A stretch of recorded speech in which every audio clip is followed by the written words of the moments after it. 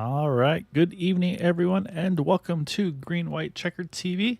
Tonight we have the second to last race here of the Area 51 Dark Horse Series, and we are here tonight at Kentucky Motor Speedway for 125 laps, and we'll see who's going to be able to come out on top of this one this evening. As drivers just now putting down their qualifying laps as we speak. Tonight work on getting rid of my echo there. Apologies.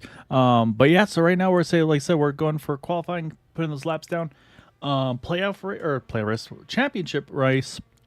Right now, looking like it might. I wouldn't say it's a done deal, but mathematically, it's going to take a lot, and it's honestly going to take a certain Craig Forsyth probably not making one of these next two races, and Matt having to really kind of do max points. So I think, from my numbers, I want to say max points you can get in a race is 55. So basically for Craig, he just needs to make sure he comes out of tonight with a 55-point lead. And pretty much I think starting the race will lock him into the field. So we'll wait to see. Obviously, got to make sure all of that's all kind of P's and Q's and all those line up. But looking very good for Craig. Unfortunately, obviously the big story, Matt not able to run last week with the internet issues. And that's a tough one to be able to handle. And Andrew, I don't know if you've been in that kind of a situation where you're going for maybe not for a championship, but just a race that you're like, I've got this one like kind of circled in my calendar or whatever, and then something happens via hardware of like your internet, your the computer itself. I mean, how is that one? How tough is that one to handle in those situations? Yeah, I can't actually relate to a computer issue. I've actually never had any computer or internet issues in this racing. Knock on wood, knock on myself, of course. But it's definitely one of those things that even if it's not a hardware issue or anything like that, if you mark down a certain race on your calendar that you feel like you have what it takes to win there, if you have some sort of trick that some of the other guys in the field don't have, and that gets taken away from you, it's so jarring and it's so disappointing to live through that, because you know that you were the guy that could maybe start kind of mid-pack and kind of hang out for a bit, but then go when you want to go. And if that gets taken away from you, that's such a hard thing to deal with. um, but it's something that is very, very pertinent to this field, because this field is so close and this field has such great talent in it. And if that gets taken away from you, then you have to sit back and wonder, okay, where can I go next that I can have the same sort of advantage? So it's definitely very disappointing, but these guys are racers. They're going to put that behind them and then come to the next race and figure out what they got to do to get forward again. Yeah, I think that's almost it. Is it kind of puts that bit between your teeth even more so going forward to that next race. Like, all right, I'm gonna make up for whatever happened coming to next week's race. So for Matt, that's here at Kentucky, obviously. So it's like I said, didn't get to do what he was hoping to last week. So we'll see what he's got in the store. Like I said, qualifying going on as we speak, but. I mean, I'll say we'll pull the points up one more time here because we were talking about the championship battle. But again, there's still some close battles. That podium spot, Charles Teed not here tonight. He's having to be a good dad. I think I would say he's taking his daughter to a volleyball tournament, I believe it was. But so Teed does say definitely miss you tonight. But I think we'd all be making the same decision as you there. But I say so that's going to let Gary Laverne jump him in that point spot for that third position at the moment. So I'll have to keep an eye on that one. And then a little bit of a gap to Yari Brubacher. He and Casey Putski only 22 apart between the two of them, and then only 7 between Casey and Jeff Hysong. So yeah, and actually I think the bigger story, actually is he not? I don't think he's in the server. I was going to say we could give him a really hard time, but I think he knew that was going to be a mistake. Because I hear there's a certain birthday boy who's 8th in points here tonight. Yeah, Christopher is definitely one of the regulars on the series now. We're kind of running a part-time schedule now, but if it's his birthday today, happy birthday, Chris, if you're watching. But if he's actually celebrating his birthday, I'm sure he wants to spend it elsewhere other than on iRacing tonight. So That hope he's hurts. enjoying his time. But yeah, I would imagine if he showed up tonight, it may be a little bit of birthday luck if that were the case. Yeah, I'll say that's exactly it. You gotta go for it where you can. So, but yeah, so it looks like qualifying has just completed.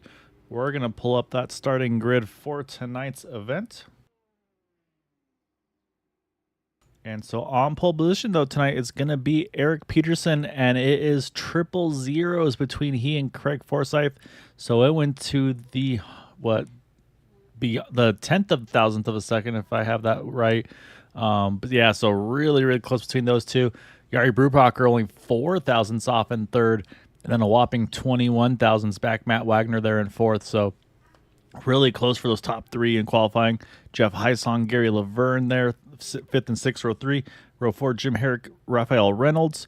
Then Casey Putsky and Nick DeGroot are top 10.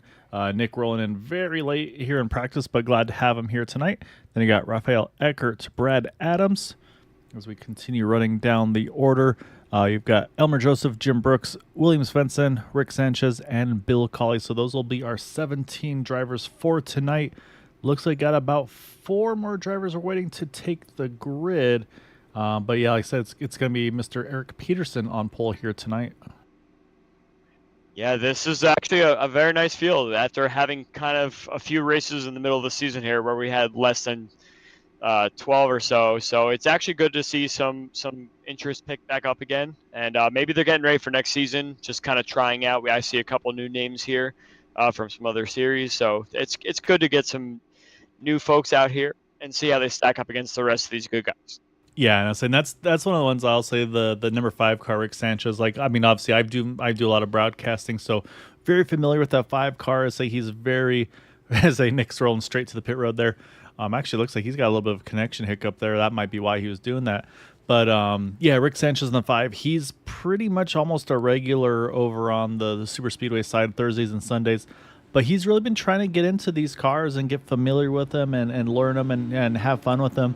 I was actually talking to him a little bit pre-race, and he said, yeah, it's like he really enjoys them. He's having a lot of fun with them.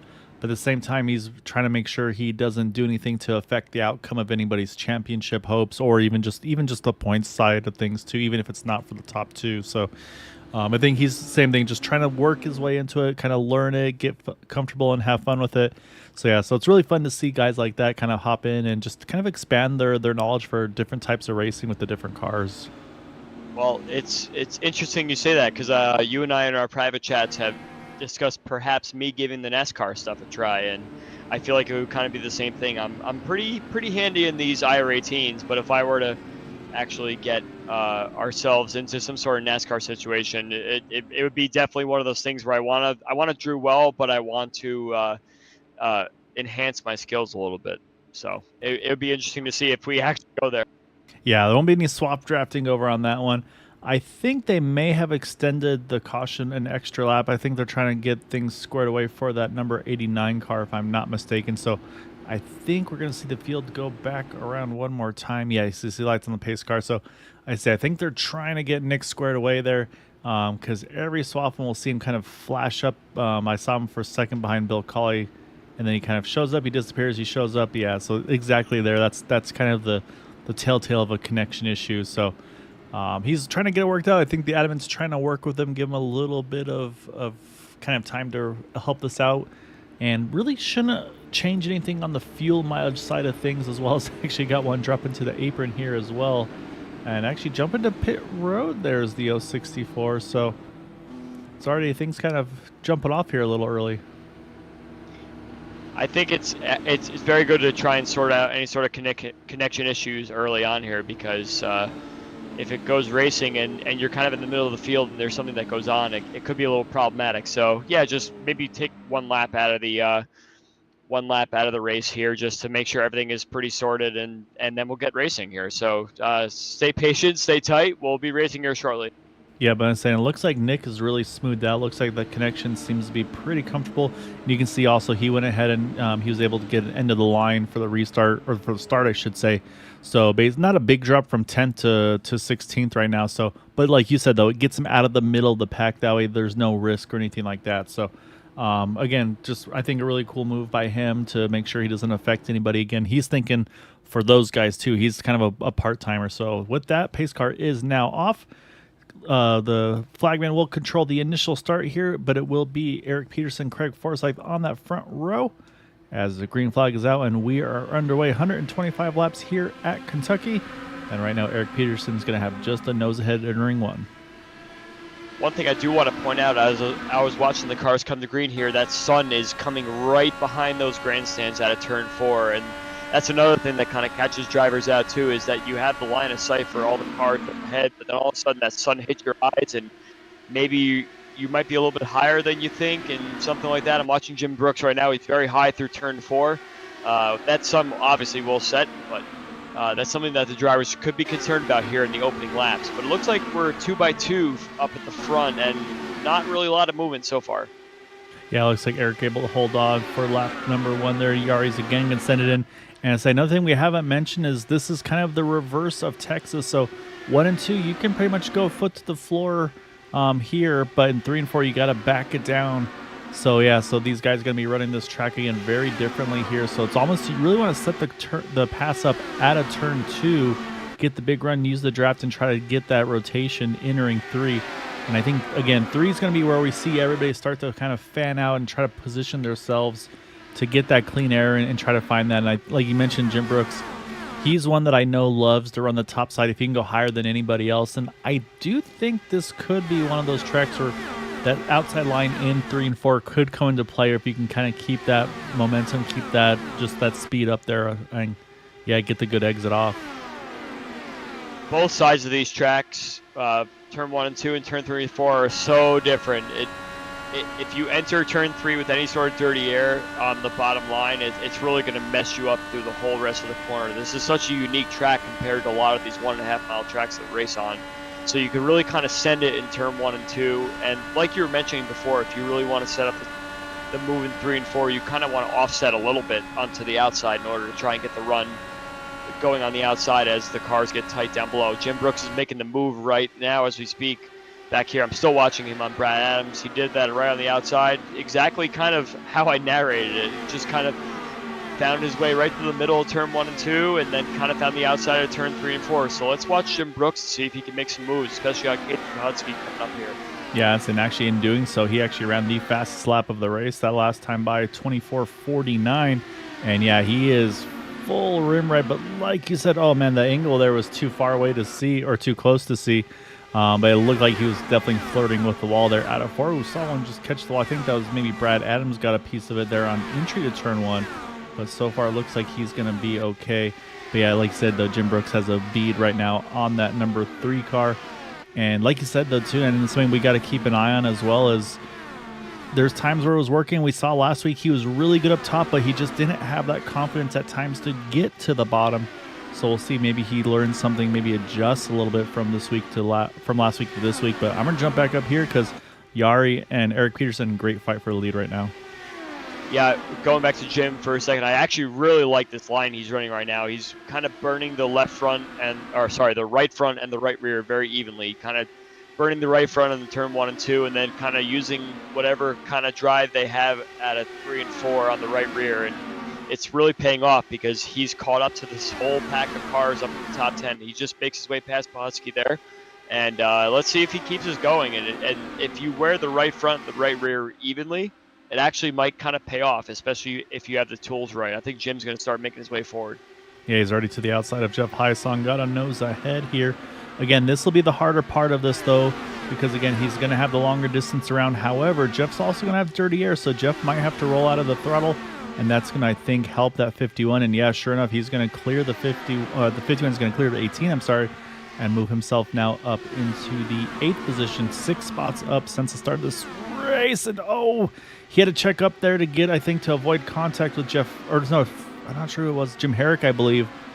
Able to save it, does some off-roading there through the grass. We're watching it as it happened, and is going to hang on to this one. He's going to have the 64. Oh, my goodness, sneak just his inside there. And unfortunately, he's going to have to kind of regroup, and at this point, going to have to hope for a yellow, unfortunately, to bring him back in the mix, but that was definitely quite the off-road excursion. I think that's one of those that every car ahead of him was kind of getting tight, and he had to run on the outside, but once the cars get tight ahead of you, everyone starts to push up the track, and then suddenly you realize that your lane runs out. So I think that was good avoidance by Jim there. He didn't lose a lap or anything, so that's good, but it's something that he's probably going to use later, and maybe from now he'll just kind of hang out and ride around and just make sure that he stays on the lead lap and everything. But if we have a caution later, I think he's found the recipe to try and make some moves later on. But yeah, unfortunate for Jim there. It looks like he was going to really start making moves to the pack. But we see that this top 7 is still sitting really, really tight line astern from 1st through 8th or so. Yeah, everybody's tacked on pretty close. So Yari has gotten around Eric Peterson now for the lead. Good battle here with Gary Laverne and Craig Forsyth. Right now they're battling in the top 5, 4th and 5th respectively. Raphael Reynolds, you can see he's been also starting to creep into the mix there as well. And same thing, he's been trying to make moves, but just hasn't been able to find that momentum. And you can see again, you see Craig towards the bottom. That moves the 13 to the middle, and then, the 32 to the bottom, 13 middle, and then the 40 all the way to the top. And actually, I think Jim has hit pit road. I'm wondering if maybe some of that off-roading maybe upset the pan or underbelly or whatever of the car. But it looks like he's hit pit road, so we'll keep an eye and see if anything comes of that. But right now, though, like you said, looks like top 10 are all still in this main pack. I think Elmer Joseph and company, they kind of fell off the back just due to everything that had happened there earlier. So they're having to try to kind of regroup after all that off-roading. I'm watching Yari is kind of taking that same sort of strategy as Jim. He's going a little bit higher in 3 and 4, especially to offset from Eric a little bit. You can see he takes the middle line there. Maybe not as high as the last lap, but there are a couple cars behind that are trying to find that high line as well. And it's the same thing. It's once you commit to it, that's the faster line, especially if all the other cars are sort of struggling in the dirty air there. So I think for the most part, these guys will pretty much stay line astern right now. They're not going to make too many moves unless someone really messes up in dirty air. And I think the pit stops are really going to start to dictate everything. Yeah, so we did get a fuel number again about that low to mid 40 window. I think mid 40s was more realistically what I was hearing. So I'll have to keep an eye on that for sure. And again, right now, still a situation where the top 10 all locked on together from 1st to 10th. And then it's about almost 4 seconds now back to these guys here, and then another little gap to Nick DeGroot. So I'll say I think Nick, again, I think he's been maybe fighting some gremlins a little bit. Seems like it's kind of settled in a bit. And then also the 064 of Raphael Eckert, he actually started from the pits. And, I mean, he's actually gotten pretty close to just about to pick up the draft of Nick DeGroot. So not too bad of a situation for him. But I'm going back up front, though, because Matt's going for a 2-for-1 here. Got Yari trying to get Eric Peterson. Won't quite clear him out of turn number 4. But we'll see. He should have the short distance, though, through 1 and 2. I think that turn 3 and 4 is such a hard situation to put yourself on the inside to make the pass, unless you really have a lot of clean air and you have your tool set just right. If you're really going for it, you've got to hope that some of the cars on the outside are all kind of following the outside line together and kind of slowing each other down. So that I think it's going to be very difficult. These guys are mostly, they might move 1 or 2 positions back or forward based on the dirty air situation, but this is pretty much what we're going to see for the rest of the stint here until we start our fuel pit stop rotation. Yeah, and right now, as we were talking about a little earlier, Raphael Reynolds, he's been moving a little bit forward here. He's gotten around Gary Laverne. He's trying to get that big momentum here out of 4 to try to make a move on Craig Forsyth. He's gotten right through that rear wing. But again, I think now it's where you use 3 and 4, try to set that pass up so he enters high. I think we'll see him probably start to arc it down, steal a little bit of draft here down the back. And again, I think the way to go is if you can run that top side, keep that momentum built up, because pretty much all these guys are dedicated to that bottom lane like we've been watching. And yeah, there you go. Look at that. He gets that big run off top. And again, maybe he was able to see in the mirror what the 51 was doing, or same thing, like I said, just I got to go somewhere different. And then it's like, oh, this is working pretty well. So yeah, I keep an eye out for that 13 to start making some moves forward.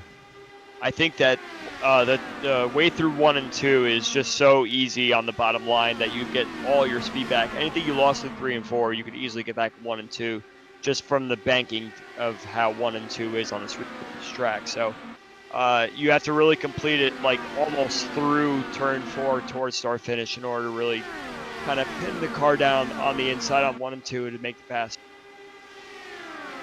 Yeah, so far hasn't been able to get there yet. This time you see Craig's gone to the top, and that's going to give Raphael just all the dirty air. Look so much how he had to back off of it, which gave Gary Laverne here a big run out of 4. He won't be able to capitalize on it as of yet, but that's what happens if you just get in the wrong position there, kind of almost guess wrong, if you will. So you get that dirty air fed onto your front wing, and yeah, you've got to make some quick adjustments in those situations. And we've got a second pack now with Bill Colley leading these guys, because now you've got all of these guys all together. Elmer Joseph, Brad Adams, William Svensson, Nick DeGroot, and Raphael Eckert. They've all gotten back together here. So now you've got this group from 11th to 16th. And again, still have that main pack here from 1st to 10th as well. So right now, kind of a 2-pack race. Let's say the 51, again, he's off sequence, so he's kind of out by his own, unfortunately. 2 laps down at the moment. But again, some of the guys will have to pit here in probably about the next, I'd say, maybe 15, 20 laps or so. I think we'll start to see that pit window officially open. I think that I'm actually kind of shocked how close these guys are all staying together. We got pretty much like a 1/10 of a second, 1 to 2 tenths of a second amongst most of the top 8 here, and that's actually falling a lot closer than I imagined. But I think that has to do with the fact that, like I mentioned before, in turn 1 and 2, you really gain a lot of time back, especially just following a car, just based on how severe the banking is. As we watch Craig Forsyth here in 4th place, he's really just taking the bottom line, but he's also saving fuel, which just is more indicative of how this is going. You can definitely tell that a lot of the cars behind completely just come right up behind him as he's doing it, and he's sort of falling back a little bit on the straightaways, but you can get it all back from turn 1 and 2 through the back straight through 3 and 4. Yeah, exactly right. We're, like I said, you run that fuel map, and they're going to pull you a little bit on the straightaways, but you can pull it right back in there. So he just also has to be you almost have to trust the guy behind you not to send it in too deep or things of that nature. So the 5 is starting just a little bit now to fall off the back of these guys here. He's still within that second window, so draft should still be there. But maybe this car's starting not to handle as well as he would like it to be. And I can tell you, Bill Colley, though, he's actually broken free of that pack behind. Raphael Eckert, he's now just gotten up through those guys, now up into the second of that pack. But Bill Colley's done a really good job of kind of stretching out. And actually, last time by, he was about a 10th quicker. And actually, speaking of the 5 car, I was going to say he's entering pit road. I'm not sure if that may have not been a planned pit road entry for Rick here. So you actually already see him sliding through. So no, that was a little bit of a weight jacker issue from what I see. That's going to be a speeding penalty. Oh, yeah, that's a big step out there. Unsafe pit entry is actually what I was trying to say. Unsafe entry, speeding. Yeah, he's gonna be hanging out there for a little while, unfortunately. So we'll jump back live though now. As I say, this pack has gotten really tight. Eric Peterson's getting thrown himself. spicy up here. Yeah. Let's say Yari got the lead back for a bit. Now Peterson's throwing his hat into the ring, and these guys are starting to get dicey and trying to get into that position now to have a chance to go after it.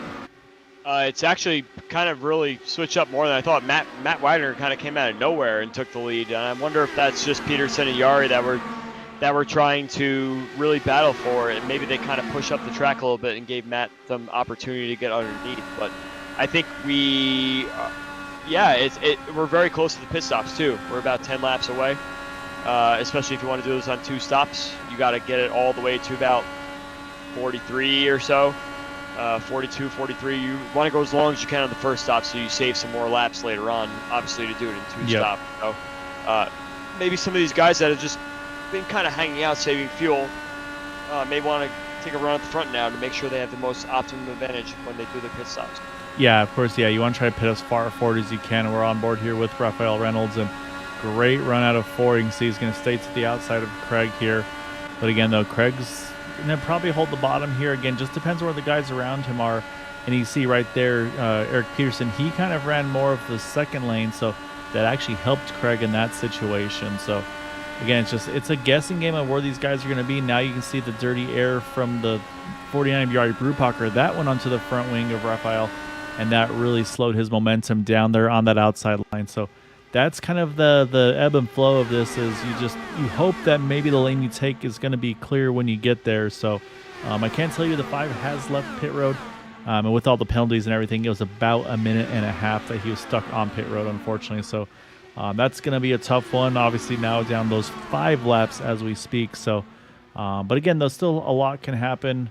Looking to see. Actually, I think we have. Yeah, I think Raphael's working. Craig hasn't got him yet.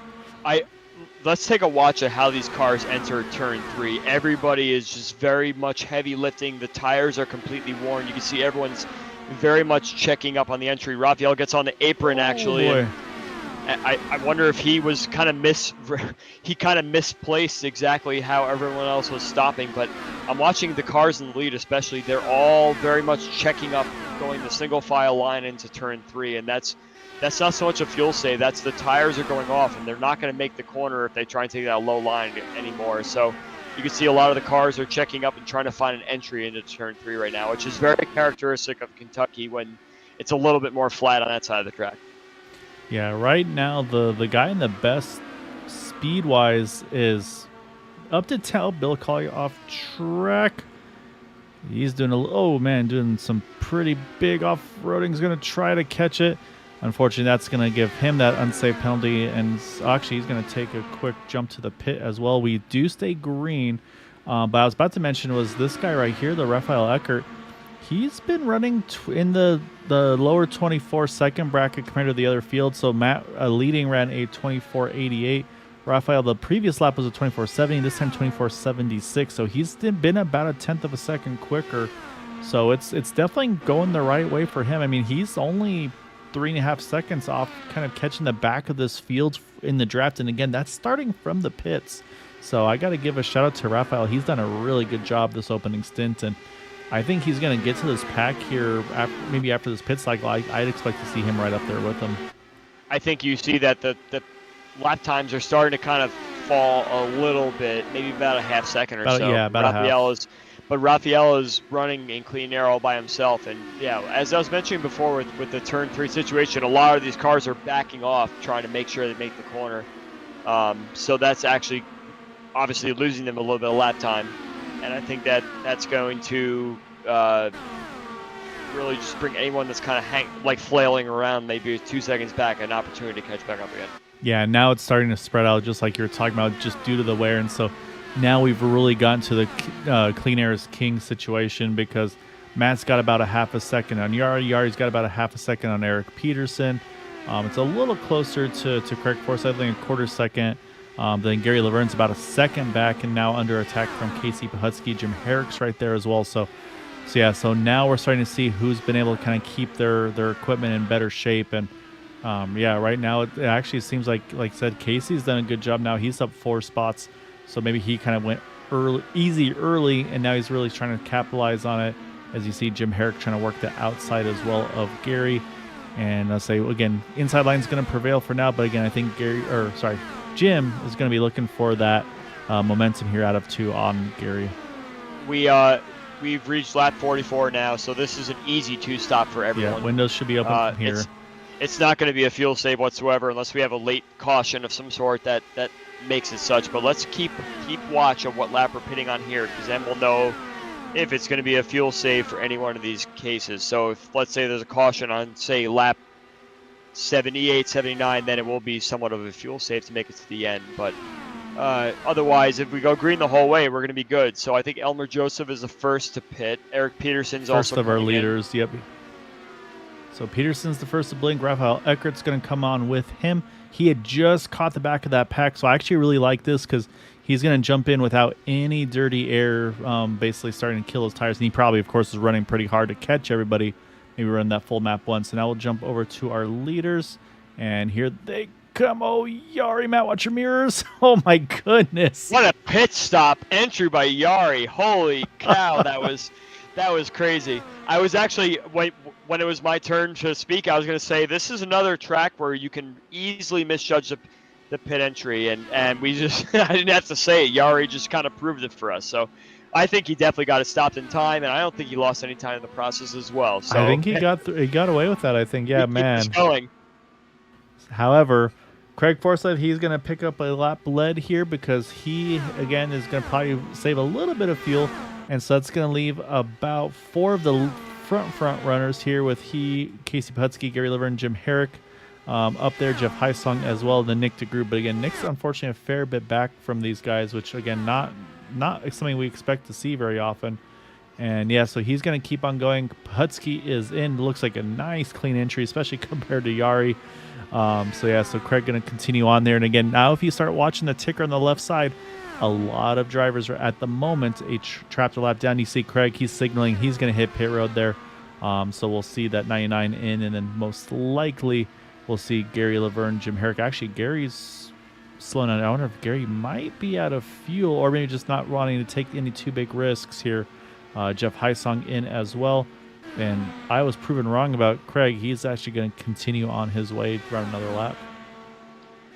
One thing I do want to mention that's very unique to Kentucky is that you could pit and come out and still run similar lap times to what the leaders are doing just because of the topography of this track. You have one side of the track that's very, very, very flat and one side that's very banked. So you don't necessarily need a huge draft in order to stay with the pack or anything. So I'm wondering if, since the first pit sequence was a little later than we expected, maybe we try and see if someone pits early to try and get a bit of a jump on other folks that hadn't necessarily pit yet.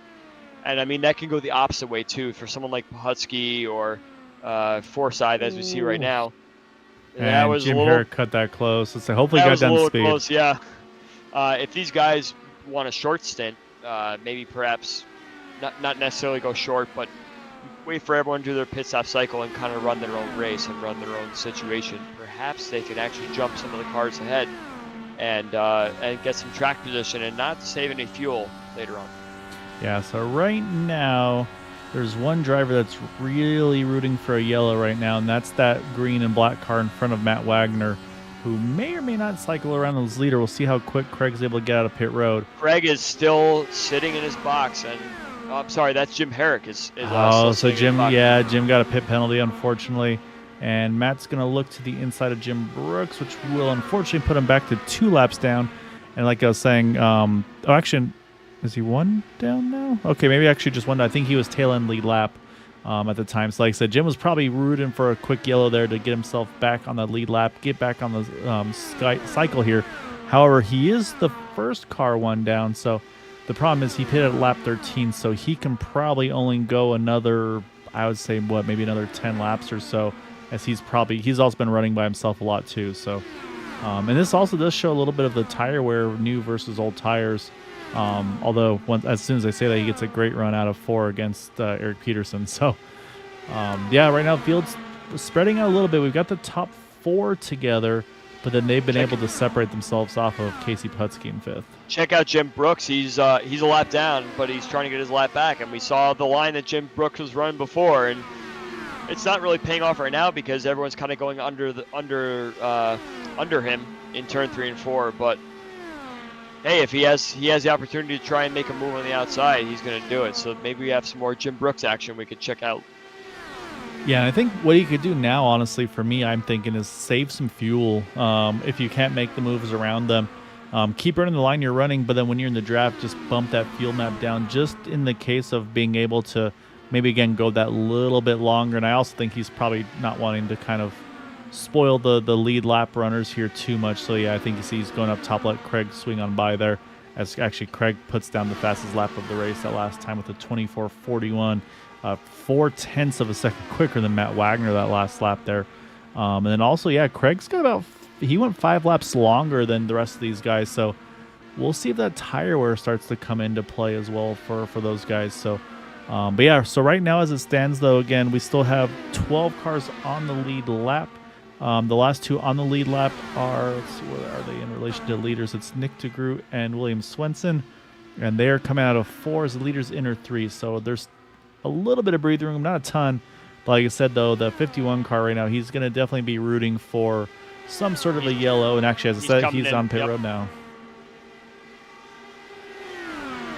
So that'll put him at least back to 2 down, which will actually then promote Jim Herrick to the first car 1 down. Because, yeah, Jim had a pit penalty as well as Elmer Joseph. Both those guys had over 50-second pit stops. And yeah, then that's just, again, to add to that I think it's like a 40-second hold on top of the penalty, or on top of the pit stop, I should say. So, unfortunately, it's a tough break for the 2 of them. Eric Peterson's been very impressive the last couple weeks. I'm not sure if you've noticed this, but he has been right up in the mix the last couple races, and he is battling these guys that are proven race winners in this series,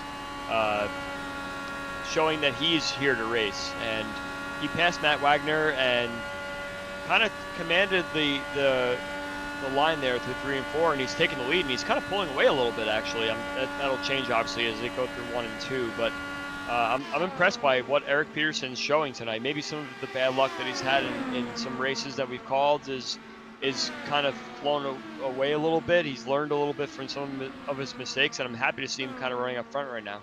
Yeah, it's a good run, like I said. Yeah, and he, while he was leading there, we saw Matt Wagner and Jari Brubacher were fighting a little bit. I think it kind of messed up Yari's momentum a bit. Craig capitalized on him. Now he's going after Matt as well. Again, those are the 2 championship contenders. So Matt, again, it's not in his personality, but he could make Craig like, hey, how hard do you really want to fight me for this spot here? Then maybe try to hold him back a little bit. So we'll keep an eye on those guys. I'm going to drop back about 5 seconds because Raphael Eckert, he's gotten around this group of cars here, including Gary Laverne, Casey Pahutsky, and Jeff Heisong, all right there together. So this is a 4-card pack here together, about 5 seconds back off the lead. And we had mentioned Raphael starting from the pits. He had just gotten to the back of that field when he had pitted, but unfortunately so far hasn't really kind of gone to play for him like he would have hoped after the pit stop cycle. But again, I'll keep an eye on him because last time by, he ran a 24.60, this time 24.75. So he was a 1/10 of a second quicker than Eric Peterson. So there's still potential that maybe he can still kind of pull himself over this fuel run back up to them. But now with that's kind of the field starting to shrink in the little packs here, I feel like that the big time games we're not going to see as much as we saw earlier. Well, if they all stay in line, Rafi Eckert is actually running a little bit faster. He could drag that whole group up with him, especially if these guys up here are kind of just staying single file and trying to stay out of each other's dirty air. It's quite possible that he could bring the whole group back up there again. It's five seconds or so behind that pack, so it's tough to do that, but you never know what'll happen later on, especially if this front pack starts to slow down a little bit. But I think Eric is happy to be out front, and he just wants to run as fast as he possibly can, especially if he knows that you could do this race on 2 easy stops. Yeah, exactly right. So, yeah, I mean, we at this point, we know there's only one more stop here to the end.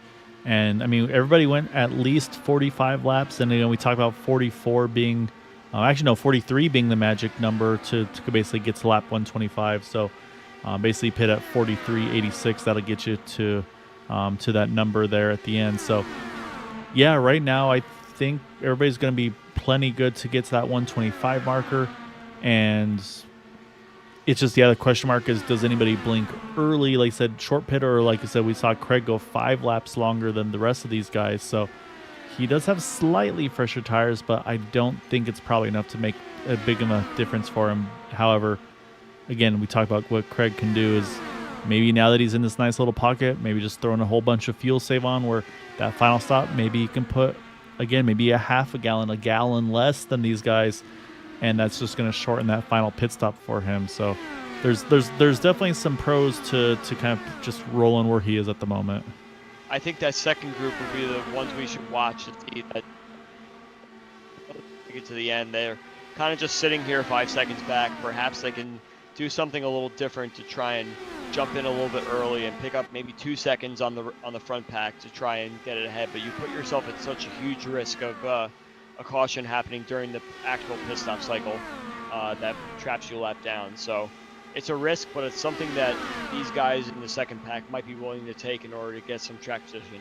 And I mean, he is starting to trim that gap down. It's last 2 times he's been over about a tenth to 2/10 quicker. This time by it was a 24.75 for Raphael to a 24.89 for Eric Peterson. So about a 1/10.5 there.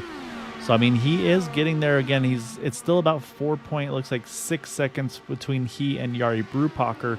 So, again, he needs to get another pretty much 3 seconds to start to get into that magic draft window, if you will. So, he's still got plenty of time to get there, and obviously he's going to really work hard. He's going to now be kind of watching his mirror because Gary Laverne is putting a ton of pressure on the back of him. So, this is one of those things, too, where you got to start working together, make sure you don't kind of get too much pressure and start mirror driving almost, if you will, as well. So however, I think track is not big enough to really be able to pull that swap draft strategy off either. Yeah, it's not really a feasible situation here because of how flat turn 3 and 4 is. But I think that as long as these guys kind of stay in line, it depends on which track is doing the pack a little bit differently. If you move your way forward, which the second pack seems to be doing, then these guys will slow. And it does seem like it's a slowly but surely, because I talk about 4.6. I was thinking again at that time about 4.4 or so to Yari. Actually, this time it's looking like it's going even closer. But man, let's run a lap here with Raphael, because he is running a very tight line to that white line in 3 and 4, and he washes inches off the wall there out of 4. It's every inch counts. So I think Rafi is really trying to run the fastest laps that he can. He's running qualifying laps right now, try and catch that pack up ahead. These guys in the second pack definitely had a rougher pit stop sequence in the first time around than the guys up ahead. So they're doing a really good job of staying line to stern right now and not really battling each other. They know that Rafi will bring them up as close as they possibly can before the next pit stop cycle. And the other thing you notice, you can see he is not touching 6th gear. He's just staying completely 5th all the way through. I think he may have heard me saying he was flirting with the wall, because now he's been giving himself a little bit of leeway. And lap time wise, though, he's pretty much lap after lap. He has been quicker, though, than Eric Peterson. This time is about 0.13 tenths of a second quicker. And he can see them as they enter turn number 3. He can see them down the backstretch. So it's just that little extra incentive. And I mean, if he's lifting right now, Andrew, it is not much. Watching some of these cars towards the back, they're really trying to do what they can to make up any sort of spots. From watching Nick DeGroot, and he's been plagued with internet connection issues tonight, so he's not a factor, but he's really giving everything he got. He's going to try and stay on the lead lap here and try and make up as many spots as he can. As we know, Nick is one of those guys who's never giving up, and he's made up actually quite a bit of time on the lead pack, but it's not going to be a Nick DeGroot night like we're used to seeing. Yeah, he might have to try to finish strong at Auto Club Speedway next week for the season finale. Hopefully he'll be there. So that's going to be a really fun race. So that's one of those ones where if I wasn't broadcasting, I would definitely be marking that one on my calendar to run. So yeah, that's going to be a really fun one to watch. Again, still watching lap times, and it continues to still keep ticking the right way. I'm showing about 3.7 seconds now between Raphael and Yari. So like I said, little by little it's getting there. But also you mentioned Peterson. I mean, he's got almost half a second on Matt Wagner now. So he's been able to stretch that gap out. And now Craig's kind of the one putting some pressure on Matt here for that runner-up spot. So right now they're starting to slowly but surely kind of separate from each other a little bit. Yari's about half a second off of Craig. And the other thing that's about to happen is this probably will change things a bit. Eric Peterson's just about to start getting some dirty air from some lap traffic in front of him. Well, we're reaching that lap 80 right now, where we're starting to consider our next pit stop situation. So I'm wondering if some of these guys in the second pack, anyone that's behind Raphael Eckert, tries to consider maybe coming in and doing their pit stop early to try and pick up some track position. So we'll keep our eye out for the next lap or two to see if someone wants to dive in early to try and pick up some track position to catch this front pack. Yeah, because they said, 45 to go here at the line. We know pretty much everybody went 45 minimum on the last one. So pretty much at this point on, the window should be open. I don't even wonder about the second pack. I wonder about the first pack here. Does someone in this top 4 here, I mean, for me, if I'm Yari, this might be an opportunity to do something different and jump in, because you don't know how these guys are going to react to this dirty air here from these cars in front. So this could be a good opportunity to try to do something different and kind of do that undercut, if you will. Because, yeah, I mean, I'm, again, looking at the timing scoring. Raphael's only 4.5 seconds now out of the lead, under 3 seconds to Yari, who's starting to drop the pace off of Craig, Matt, and Eric. So, and you can see now Eric is fully in this dirty air from the lap cars in front of him. Well, that's something you have to consider also, is that if you pit now, if you're in this lead pack, you may come out somewhat close to these guys that you're getting ready to lap. So it may be one of those things where you hope that they have a rougher pit stop than you, that you possibly can jump them coming on later. But yeah, you're right. Eric is definitely in the dirty air of these cars that he's trying to lap right now. Looks like he's making quick work of Elmer Joseph on the bottom here. But this is prime opportunity for that second pack to try and make up some time and track position if they were to pit early. But I think at this point, the window is quickly closing on that. So I think that we have Oh, a caution. caution. And oh, it looks like it's the 5 Rick Sanchez. Yeah, he's going to roll to pit road. So honestly, good nobody listened to us because that would have trapped a lot of cars a lap down there.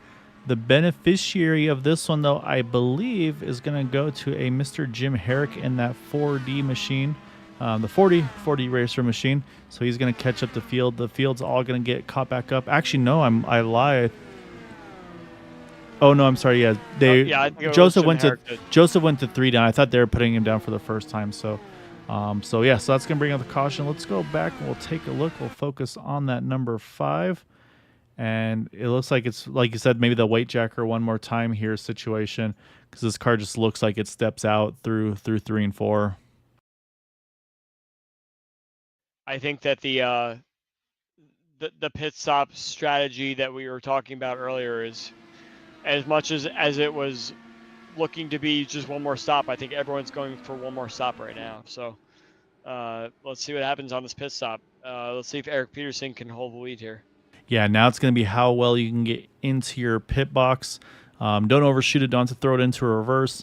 And then who needs the least amount of fuel as well? If you're waiting on fuel, advantage could go to this number 99 car because, again, he pitted 5 laps later than everybody else. So this will be intriguing to see kind of who's able to make those jumps. But Eric Peterson also, he does have that number 1 pit stall, so he's going to have the shortest jump from the stall to the exit line. Looks like everyone's got into their box nicely. No one really overshot their pit box. So the only thing that I want to, yeah, we see that Matt actually is challenging here, but because there's not that much of a fuel strategy here, 5 laps, everyone's kind of got the same amount of fuel to put in that might be close to the tire change. So we see that Eric was able to actually keep the lead there. But I think we're just going to run here flat to the end. And some of these guys that were sitting towards the back trying to just maintain their position may not want to do that anymore.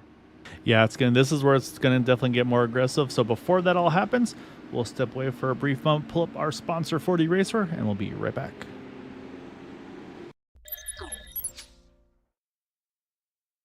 40 Racewear, makers of the ultimate sim racing shoes and custom apparel designed for sim racing by sim racers. 40 racing shoes are engineered to connect racers to the pedals in a way no other racing shoe can, all the while giving you the comfort needed to complete those double and triple stints. Visit 40racewear.com and check out the latest sim racing products that let you connect to your sim.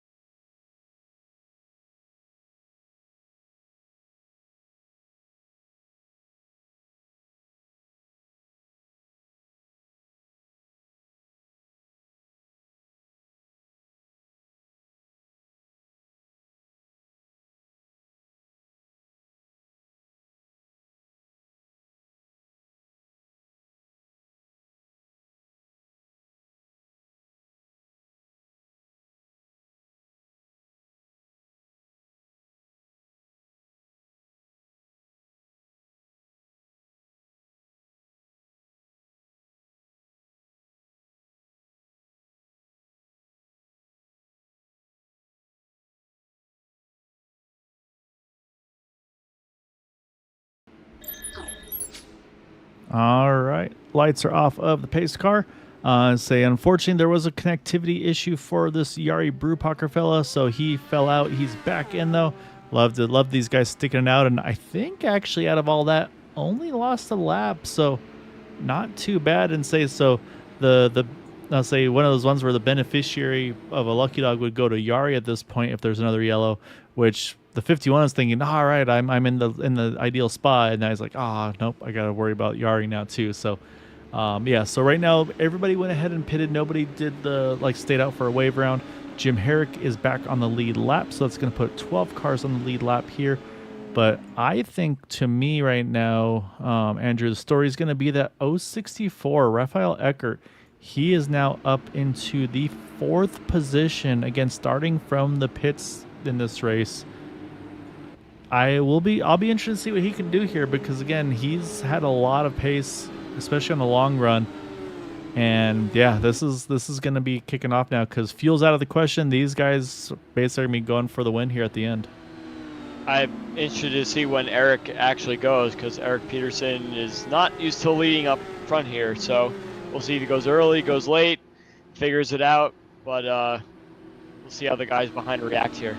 And you see Nick DeGroot there on the bottom. I saw him have a little bit of some blinking issues there, unfortunately, as they come out of 4. Come to start-finish line, they are down and away. So far, so good. Looks like no according dramas. We do have, there's a 3 wide there entering turn 1. And right now, everybody's behaving. But it looks like everything's going to come through clean there. But we'll jump back up front because, again, those first lappers so after restart is always when that leader's the most vulnerable. And right now, Peterson's done a great job to hang on to it. Yeah, we've got a little squirrely at the back of the field here, but it seems like everyone's kind of made it work. No real problems, no incidents or anything. So I'm watching Casey Pahutsky make his move here on Raphael Reynolds.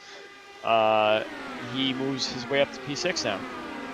Yeah, Raphael's going to try to run that top side. It's like Casey's going top 2, so Raphael's got to go really high.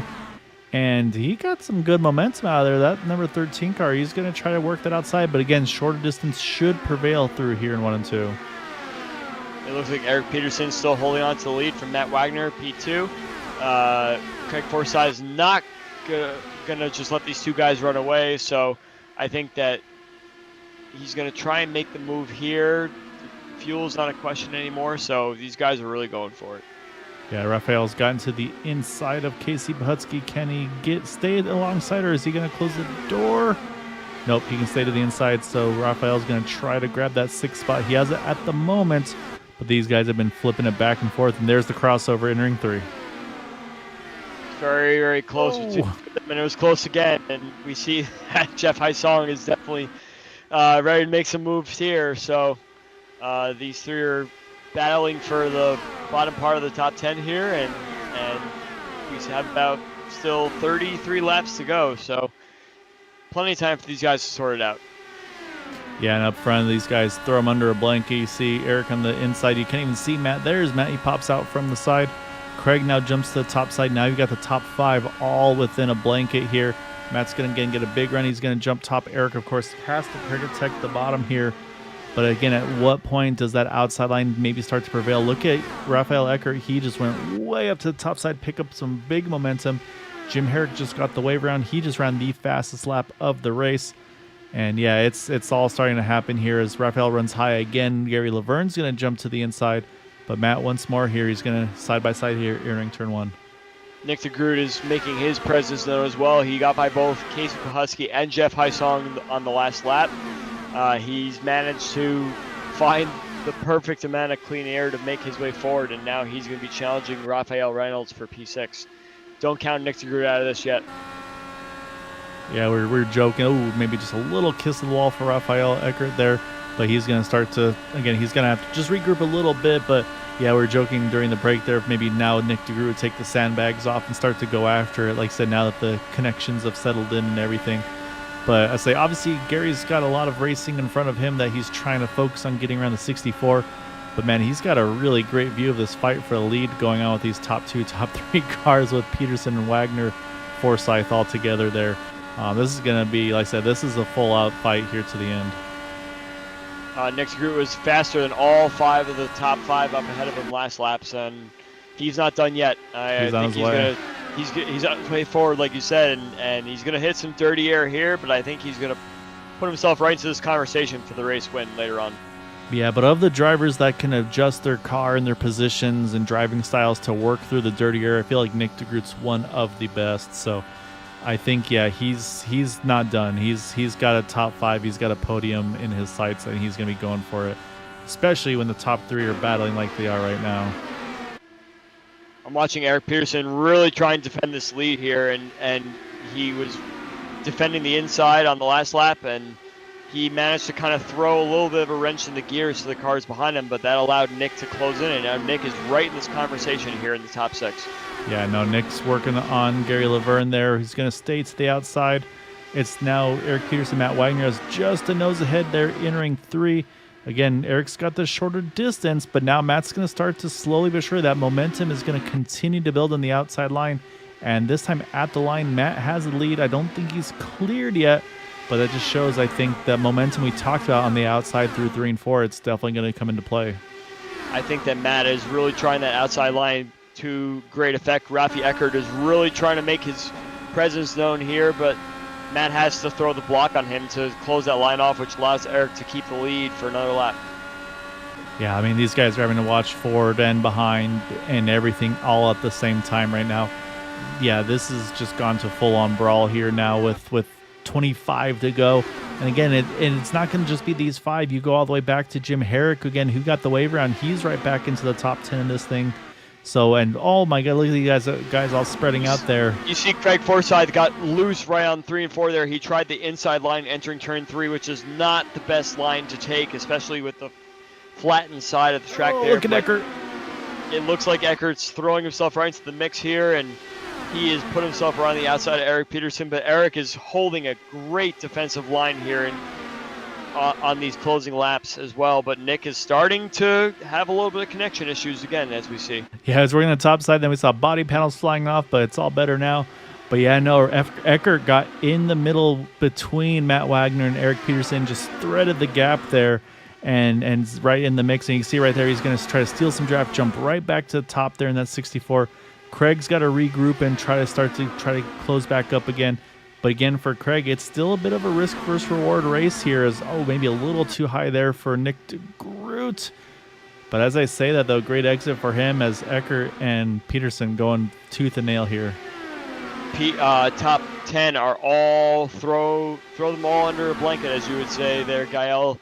Eric Peterson is doing this to perfection, but these guys are looking to put themselves into a situation where a wreck might happen, and we might see another caution. I really hope not, but some of these guys are really trying to make their moves now.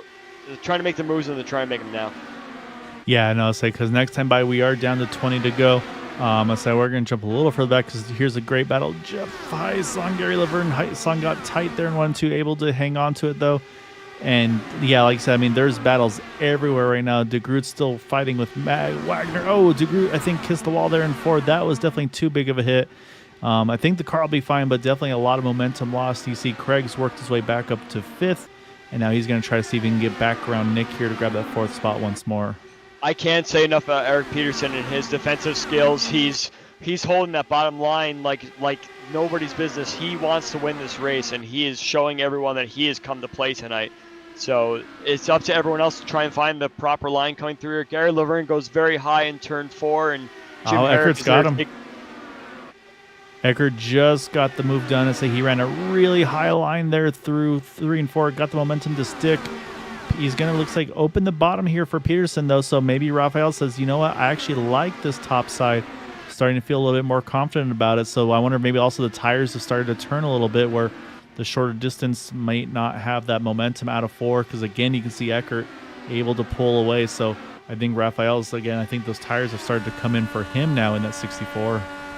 I think it's one of those things where Eric might have seen that and he might have said, okay, maybe I got to jump to the high side eventually. But no, he's staying on the bottom right now. And as long as he throws it in there and keeps a proper line, he can get through 3 and 4 just fine. But you're right, I think the high side is starting to come in just a little bit. So Eric needs to find a way to throw that high side into it there and not just go for the inside every time. Craig Forsyth's making the move on the inside right now. Oh, he's trying to get 2 for 1. It looks like Rafi might have made a mistake there. I don't know if he touched the apron or something like that, but Eric is going to try that high side now. Oh, my goodness. 3 wide there for a moment there. Craig rolled out of it. And, yeah, you're right, though. So now Eric's got a little bit of breathing room. Nick DeGroot's going to go back after Craig here for that 4th spot. But, yeah, so I said this is now Eric's got a little bit of breathing room now. This is where now he needs to try to see if he can, like I said, find a way to maybe get to the outside of that 64. If the 64 opens it up even just an inch here. And, yeah, there he goes. He's going to peek to the outside. But, again, if he hasn't run it, it's going to take him probably a couple laps to find that right adjustment to see, okay, where do I need to position it? When can I stomp back on the throttle? Do I need to change weight jackers, ARBs? So he's going to have to be doing some quick adjusting on the fly here in these final 15 laps. I think Eric kind of showed his cards a little bit too early trying to defend there because his tires are probably completely going off right now. So that high side might be good for a couple laps, but it's going to be very difficult for him to get right back by him again. So I wonder if the tires are cooked on that one, but it may not be the same story for some of these guys sitting P4, 5, 6 that may want to try that high side to pick up a couple more spots, especially if he starts to struggle on his tires. Yeah, Matt Wagner trying to work around Peterson, but again, though, Peterson's got the draft down the backstretch.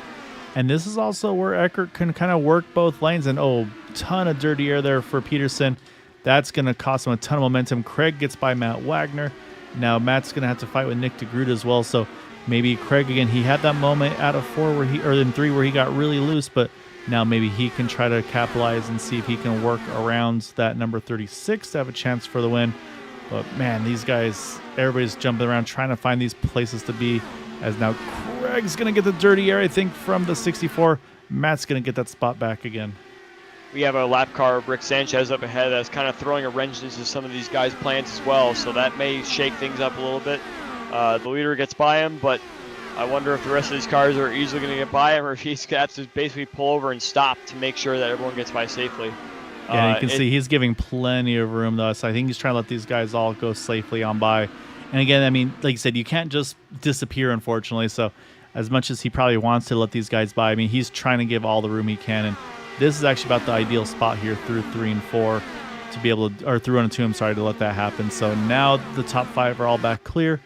But again, though, I mean, with all that, though, like you said, Rafael, he's got about a half second gap, 0.6 of a second gap, and he seems to be the strongest from what I'm seeing through 3 and 4 now. He put 2/10 on Peterson just that turn alone. I think we're getting to the point now where the tires are starting to scream on all these cars, so I'm not really sure if we're going to see a lot more passing as we come 10 laps to go in this race, but I think we're going to see what is in store for especially the rest of this podium here, because these guys are not giving up and they're giving it all they can in order to try and get the best position they possibly can and see if any vulnerabilities are in the cars up ahead. Yeah, you see Matt here is going to try to take a peek on the inside of Peterson. He will grab that spot. So now can Matt do something here? Again, he's still got 9 laps to go, 8 at the line. So now, again, Matt's going to have to try to figure out what he needs to do to try to close that gap down. Like I said, I think maybe Peterson, having to protect the bottom for so long, probably used his tires up a little harder possibly than some of the other guys. So, again, lap time-wise, and, oh, man, Matt was 2.5 tenths quicker than Rafael that previous lap. A 76 for Rafael, 50 for Matt. So, yeah, this thing's still out to play for. What a move by Nick DeGroot there. He was barely clear of Forsyth, no contact, and he manages to get 2 cars in 1 corner. Maybe not Peterson yet, but I think, as we mentioned, I think Peterson's tires might be roasted by now. So I think the defensive maneuvers that Peterson was doing there was a little too early for him to try and steal this win here and even get on the podium tonight. But we'll see what happens as Nick continues to move his way forward. But Matt is starting to close a little bit on Eckert. Nick gets high, touches the wall there. Peterson's going to go back after him. Oh, caution is out. And, it's Jari Brupacher towards the back here. That's going to bring out our yellow. Oh, no. Let's go take a look, see where it all kicked off. And that's going to make things, let's focus on Rafael Reynolds. I think that's actually where it began. You already see he's high here. He's going to catch the wall. Jim Herrick, he bounces off him. Oh, my goodness. And then so you see Gary Laverne here. That's all he sees in front of him. I think it's actually two separate incidents. I think this is what brought the yellow out, and then Yari actually gets loose. Let's go back up on Yari here. So I wonder if something happened with him. No, he just gets loose here. Very similar to the Rick Sanchez incident. Yeah, spot on there.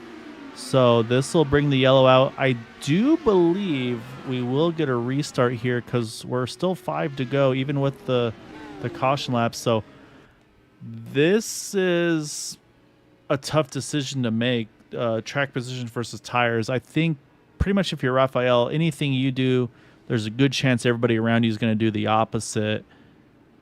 But I think if you're leading, I feel like you have to stay out for that clean air.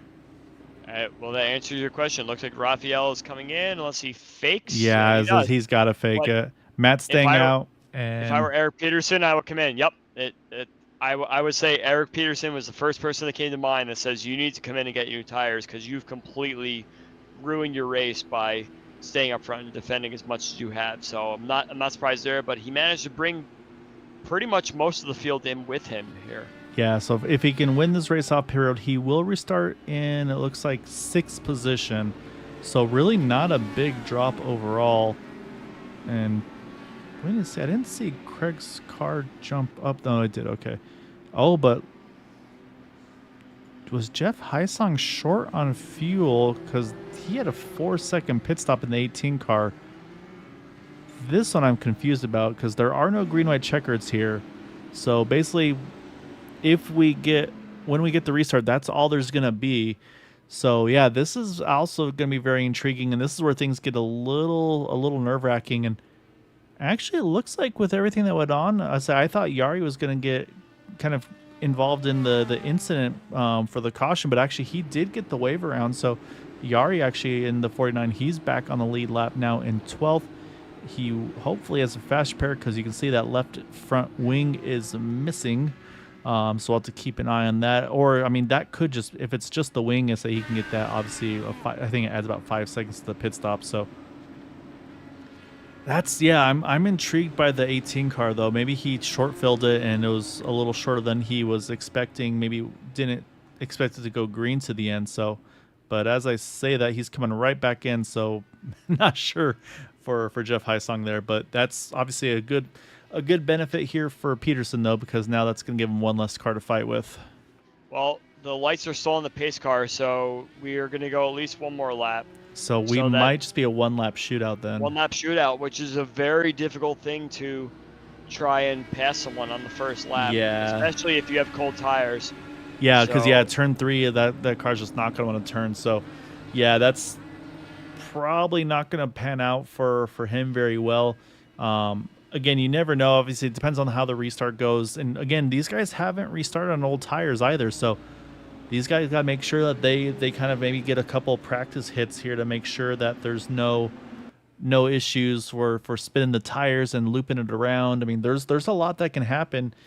And with it being what we expect to be a green-white restart, they're also, as long as they cross start-finish line before anything happens, a caution won't come back out. So at the same time, too, Andrew, these guys are going to have to be kind of quick on their seat and ready to go right off the kick.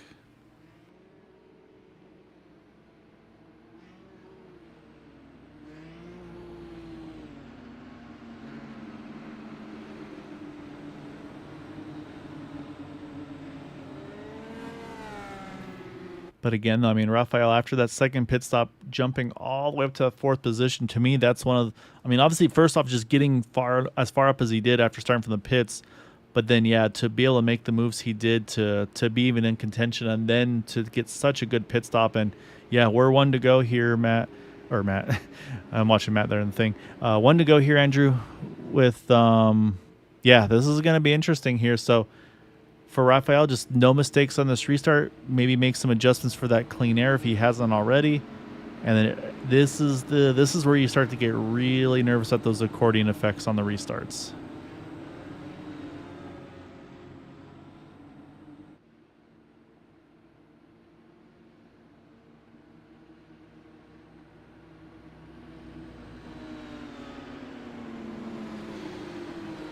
Or again, so this will be basically, it won't be a green-white checkered. It's going to be literally a green checkered restart. So basically the green flag is going to fly with the white flag together. And then from there, it's going to be the 1.5 miles around the track. The only way a caution comes out is if there's an incident before the leaders cross the start-finish line. So that's job number one for some of these guys. And then, yeah, for Raphael here, just no mistakes. He's got control of this race, so he can choose to go as early or late as he wants to once the pace car's off the racing surface. And to me, strategy-wise, I would lean towards probably later being better, less time for anybody to attack. But again, you know Matt's going to be just all over the gearbox here as we going to restart, and he is down and away. Green flag's out, white flag is out. 1 to go here at Kentucky. Raphael Eckert safely here, got a couple tenths of a second over Matt Wagner. So far, no changes for position, and he's going to protect the bottom here. We'll see if that's going to hold. He's going to jump back up top, just breaking the draft here. Matt's going to have to try to see if he can make a big momentum shift through the top, but it's not going to be enough. Raphael Eckert going to get the win here tonight at Kentucky over Matt Wagner, Jim Herrick. And then at the line, Eric Peterson was just able to eke out that top 5. But it's going to be Raphael, Matt, Jim, our top 3, Gary Laverne 4th, and then Eric Peterson rounding out the top 5.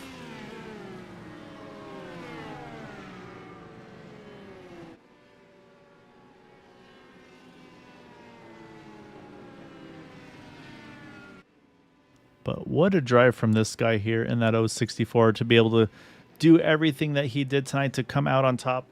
So he's going to park on the start-finish line, do some celebrating.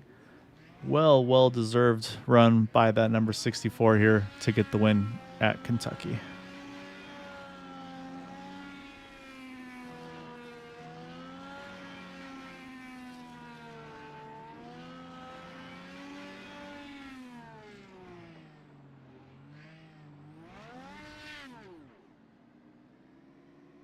And so while he celebrates, we're going to jump over to our race results for tonight's event before we get to those interviews, as it will be Raphael Eckert over Matt Wagner, Jim Herrick, that top 3 we just talked about, Gary Laverne, Eric Peterson, and Brad Adams. Then Craig Forsyth, Nick DeGroot, Casey Husky, and William Svensson are top 10. Jeff Heisong, Yari Brupacher, the last of our lead lap finishers. Unfortunately, Jim Brooks just unable to recover from that off-road excursion earlier on, then off sequence during the pits. And then you have Raphael Reynolds there in the 013 car, 14th. Elmer Joseph, 15th. Rick Sanchez there in 16th. And unfortunately, an early retirement for Bill Colley there in the 17th spot.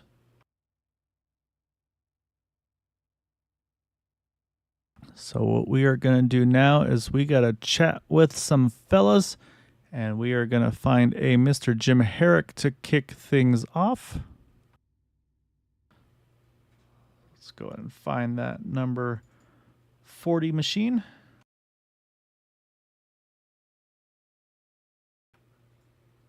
It's going to bring Jim Herrick on in over here tonight. Jim started in 7th, brings it home 3rd.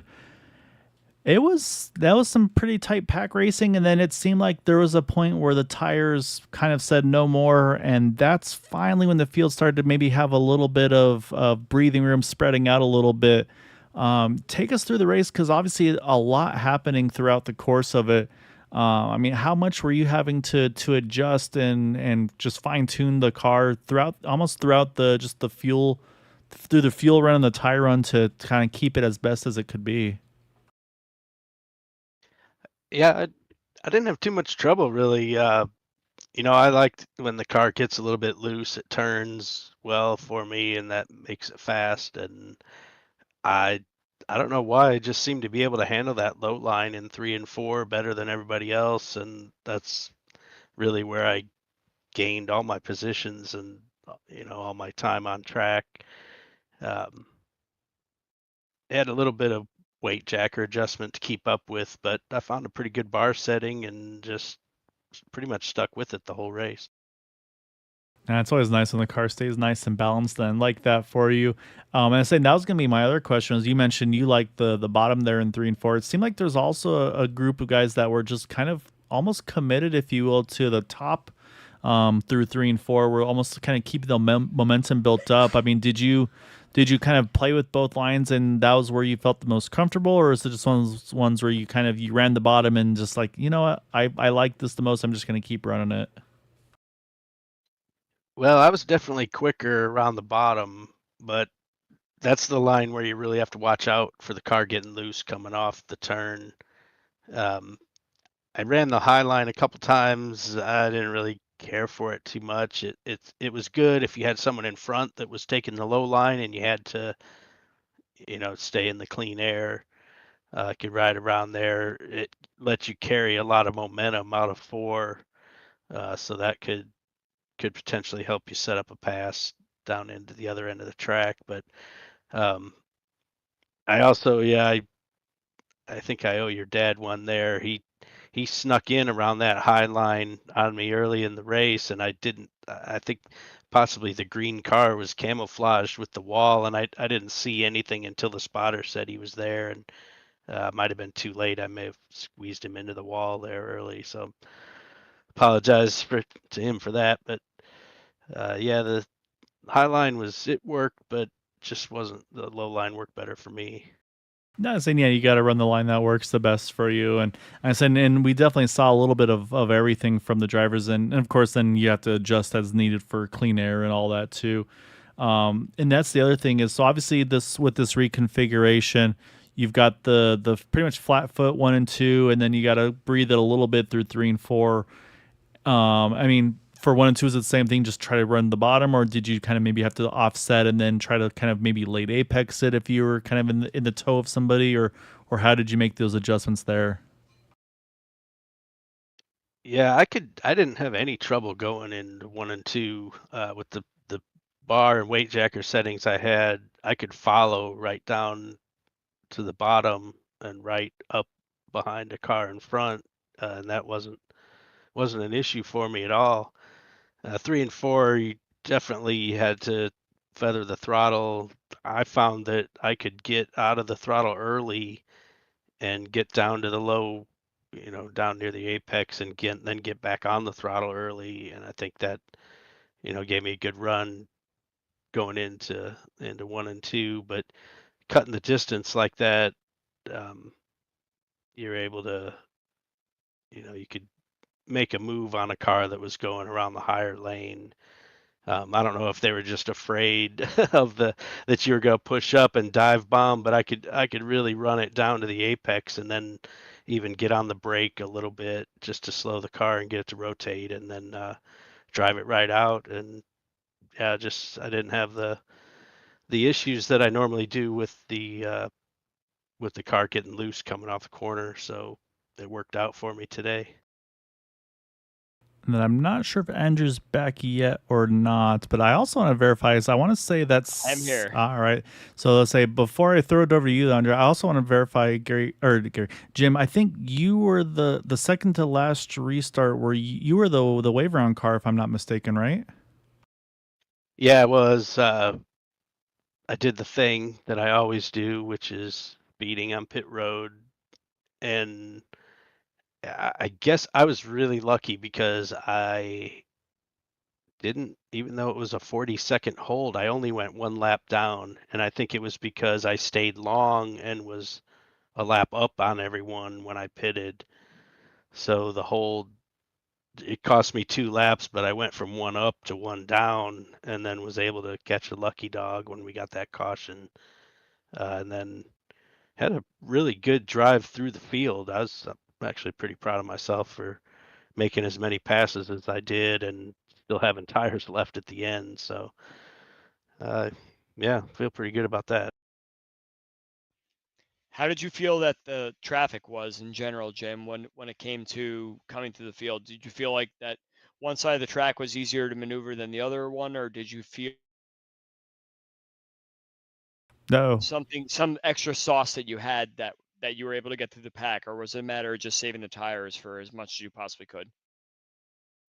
No, I wasn't really saving too much. I saved a lot of fuel in the first stint, which allowed me to go longer than everybody else. But um, yeah, tires, I burned them up. I was down to I think 54% on the right sides at that first stop.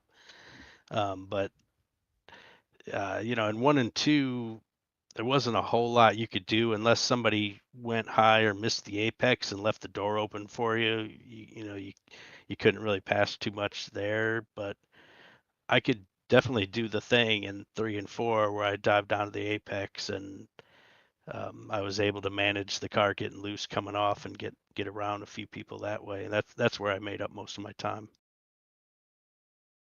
I mean, like I said, it was a hell of a drive. Like you said, to be at the tail end on the restart, to get as far forward as he did, and then to be able to get all the way up to that podium. Like I said, it was a really really good recovery. Obviously, like I said, you had pace all the way through it. So, great job tonight, Jim, and definitely want to give you the floor for any thanks and shouts for that podium tonight.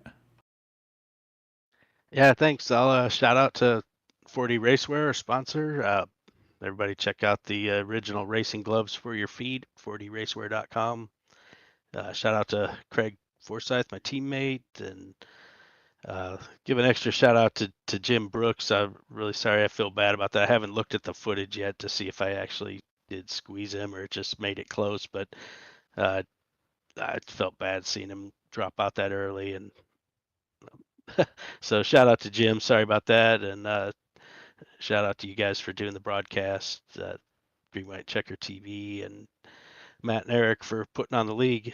So thanks to everybody. Have a great night. All right, great job, Jim. Thank you. Thanks, Jim. All right, we're going to jump over one more position. That is going to be to this number 6 car of Matt Wagner. So we're going to grab him on in. Started in 4th, brings it home in 2nd. And Matt, you're in the thick of it pretty much from start to finish. And I mean, that last portion of the race prior to the restart at the very, very end, I mean, that was some pretty aggressive driving, some big moves being made by you, Raphael, Craig, and I mean, you were in the middle of a hornet's nest there at the end. It looked like it was pretty wild. Y'all hear me? Okay. So yeah, it was pretty wild. I was kind of biding my time, just being a little bit patient. I was kind of more of kind of to see what Peterson would do because Peterson has never won here in Area 51. So I gave him. I kind of sat back there and just kind of waited, and I tried to play a little bit of defense, just a little bit. I'm all good sportsmanship, but you know how I love first time winners. But it wasn't meant to be for Eric. He did have a plenty room there, but it was, man. But we were running out of time. I was watching Eckert, pull away, and then I had to, try and play catch up. I kind of wish that would have gone green to the rest of the way. I'm kind of interested to see what would have happened if I would have caught him there. But with that one lap there, that's going to be awfully rough to judge what line he's going to run there for come for like what is pretty much just a one lap shootout. That's going to be tough, especially entering turn number 3 with worn tires. Man, so close yet so far. How hard was it to pass tonight, Matt, in terms of when you were sitting in the pack trying to make your way forward, or if you were trying to maintain the lead, or if you were even trying to pass the leader in some circumstances? Was it difficult to really try and get any big runs anywhere, especially as the tires wore off, or did you have to make your moves as early as you possibly could and maintain? What you just said right there, so before the tires get really worn and like pretty much melt like like no other, you want to make your moves early in the run. If you don't make your moves early in the run, it's going to be very hard to pass. Coming 2, 3, and 4, it's awfully tough. It all depends how the leader runs his line. If he runs like a really high arc from top to bottom, it's going to be really tough to run a perfect line. So it's toward the end of that race, my tires were about 65% to the good. So I pretty much burnt them off trying to fend off and make moves on Peterson and Eckert there. But overall passing is pretty easy in the beginning of the run, but toward the end of the run, it's pretty tough. Yeah, I mean, it definitely seemed like, yeah, once the tires started to wear, it definitely looked to be more of a challenge. But yeah, I mean, it was a lot of fun for us to watch, and like I said, the strategies, the lines you had to try to run to make the momentum shift and all that. So, yeah, again, great job tonight, man. Definitely one. Say don't hang your head on this one. It was another great result for you. So yeah, so I say one more to I go ain't after worried about it. tonight. So I definitely want to give you the floor though for any thanks and shout outs for that runner up this evening. Well, let's make this quick. A shout out to everybody who showed up here tonight. It was I had great 17 drivers who showed up here tonight. Hi guys, I thank you very much for joining. Uh, very good, clean racing. We only had 2 cautions, and we had a very good long run, which was absolutely fabulous. I kind of wish it was green to the end, like one of those super speedways, no caution type deals. I was looking forward to that, but as you know, at IndyCar, anything can happen here. So, kudos to all you guys. Shout out to TWRS. Shut up shop. Love you guys. Shout out to you guys in the booth. So yeah, it was a good race, man. Just nothing to hang up. Uh, Peterson, you're going to get one soon, brother. I feel it in my bones. He's been qualifying up front. I really think he's either going to win, probably the next race or next season. I feel it. It's going to happen. Well, great job tonight, Matt. Looking forward to seeing you in the finale, and I'll say I look forward to seeing when we get things rolling again here for the next season, man. So go enjoy this one, and look forward to chatting with you soon. Yep, there's big plans ahead, so guys, so stay tuned. Thanks, Matt. All right, so we've got one driver left to chat with, and that is going to be our race winner here tonight in that number 64. So we're going to bring Raphael on in. And man, off the bat, he said, good luck, everybody. But he should have been telling everybody else good luck because he was going to be going for the win tonight here, Andrew, and he did that. So, Raphael, my first question is starting from the pits. Was that a plan or what was the strategy there when because you were there and then you jumped to the pits? So tell us about that part. Good night. First, that was a really bad thing because I needed to go to pits to fix my audio balance and run Sound config. balance, yeah. Yeah, I think you mentioned something about sound. Yeah, really bad. I getting today for expecting a good race, better than the Sunday one on Dark Horse League, but now I can say that was a brilliant race. Going for the fastest run, possible run. The yellow flag helped a bit, but I got really close from the front pack. That make all the difference on the last laps. Our guys make a good race today. Really good battles. Clean racing. That was important. Now I can keep training to get back next week. Finishing here. Thank you for my team partners, Camus in Racing and the Turner Martins. I think this is all, Andrew and Gael. All right, well, I say we don't keep you too long, but no, again, just great job tonight, Raphael. Again, congratulations on the win. And yeah, you're right. I mean, you drove a great race to chase everybody down and get back into the mix of it. And honestly, even without the caution, I think you had a good chance to still go for that win. So, yeah, great job tonight, man. And also, I'll say if you want to thank anybody also in Brazil, I'll say feel free to go with your native language. I'll say if they're watching as well.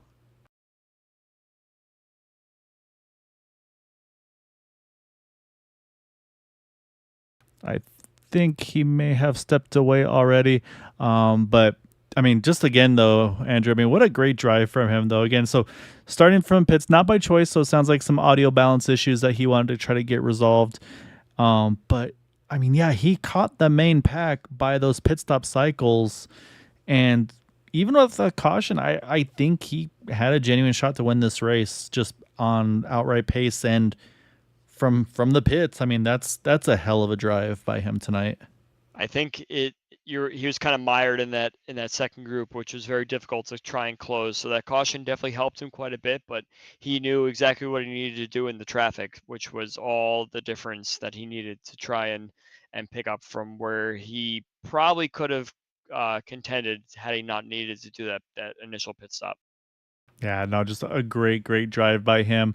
So yeah, so I mean, we've got one to go. It's Auto Club next week. I say if you're around, it's a race you got to do. That track is just so much fun, and that's gonna crown our champion, which I think at this point there's pretty much a no question because it's going to be a 77-point gap between Craig Forsyth, Matt Wagner. We talked about max points being 55, so I think it's going to be pretty much a clinching tonight for Craig, and he'll be able to do full celebration next week.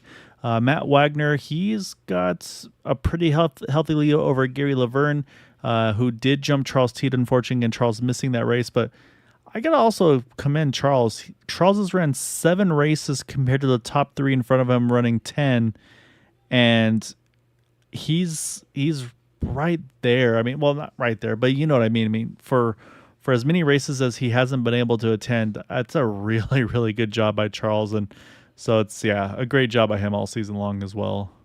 I think that consistency means everything, and some of these guys that have had these up and down races where they win and then they finish 11th or 12th or DNF or something like that, it really pays to have some sort of consistency. So clearly the points show that he had enough finishes to hang in there and get some good points.